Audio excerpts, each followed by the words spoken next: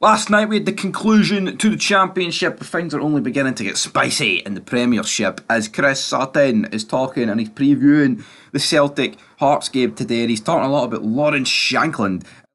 He said because he thinks that Lawrence Shankland can punish Celtic again. We can only hope, guys, even though I'm pretty sure half this channel doesn't want that to happen. But you know what? I want it to happen, and I'm not going to shy away for that. But this is what Chris Sutton said on the dailyrecord.co.uk. We'll say this line, talk about it, then we'll read the rest. He said, Lawrence Shankland would win my vote for PFA Scotland Player of the Year.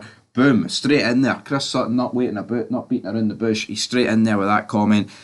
Yeah, I mean, I think it'd be, honestly, the four candidates, I would say between Butland and Shankland are the two most deserving.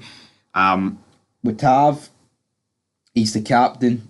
Rangers have collapsed in recent weeks. It may be his best season in terms of goal contributions, but, you know, that kind of goes out the window when Rangers have collapsed. It's the same with Clement, guys. It's just the facts of the matter is this.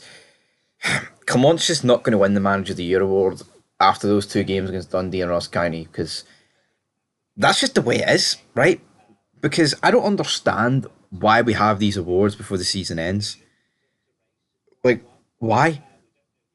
It's almost like these awards are centered around, like, you know, non-existent title races, non-existent races for, like, the top goal scorer, non-existent relegation scraps, non-existent top six fights. It's just mental, you know, because right now, Tony Docherty and McKinn's, like, you might lean more towards McKinn's, but then if Tony Docherty gets fifth and gets European football, it's like, well, how do you not give it to him? And then if Clement wins the treble from here, how does he not get managed? How is he not even nominated? It's ridiculous, man. And, you know, tinted specs off to one side, right? If Clement did win the treble from this point out, how is he not Manager of the Year? He has to be. He just has to be. But anyway, guys, it's just a bit bizarre in my personal opinion. But Lawrence Shankland, I have no complaints with him winning Scotland Player of the Year. I mean, with Butland, I think what also affects Butland is the fact that the Rangers team have let it slip recently. And again, I mean, they would have let it slip a lot more, trust me, if the big man wasn't in goal, but he is. So, but something went on to say, and if Celtic don't start defending cross balls properly, the Hearts striker might get to enjoy a double celebration this weekend. Shankland's already tortured my old club this season, and you wouldn't bet large sums of money on him not doing it again if Celtic don't tighten up at the back.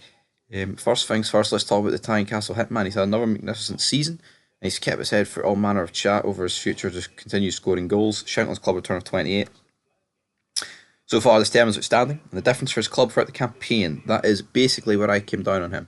I have no issue at all with the other three candidates, all excellent. This decision was made being at the turn of the year. I'd have gone for Matt O'Reilly. He's been absolutely brilliant in all aspects of work. His work rate and creativity were up to usual high standard, and crucially, he added goals into the mix from midfield. In the absence of Tatty, O'Reilly really stood up. No wonder Atletico were looking at him, but it was interesting to hear him say at the nominations revealing that the initial interest from the Spaniards in January was tough at first on the mind. None of us just know how it affected his form, only he knows that.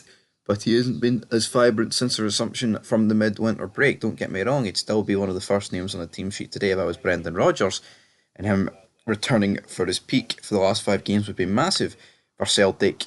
At Rangers, no arguments with Butland and Tavernier. Butland has been terrific for virtually all of the campaign. He has made big saves at big times. We hadn't made that reflex save stop from around James Bolton's Paisley 6 days ago. The score locked at 1-1.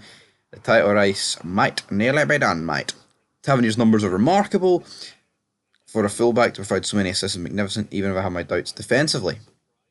So, yeah, and he just talks about Shankland some more. He says, put it another way, take them at the respective sides. They might get away if it takes Shankland out of Hearts, and you might lose much, much more. He's the captain, the talisman. He does it against the best. Had Hearts not given away a stupid penalty in stoppage times, precise header against Rangers would have seen Stephen Naismith's side win at Ibrox last October. Absolutely, Rangers, we were lucky to get away with it that day. But I tell you what, Shankland, Chris Sutton, he's almost winning me over here in this Daily Record column about Shankland winning Player of the Year.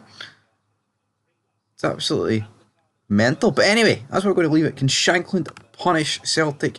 You bet he can. We'll have to wait and see. But until next time, peace.